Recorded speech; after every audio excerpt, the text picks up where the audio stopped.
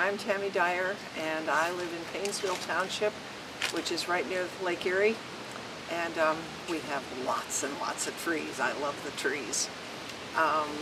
We were reading in Consumer Reports, and the very top of the list was LeafFilter.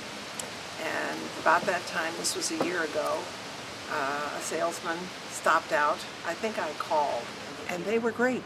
They explained it, and with the picture I had and with the explanation, and they were so friendly and so nice, and she just was great, you know. And so I called, and the man came out and he measured everything, and he was nice and polite, and you couldn't ask for anybody better, you know. He explained everything too.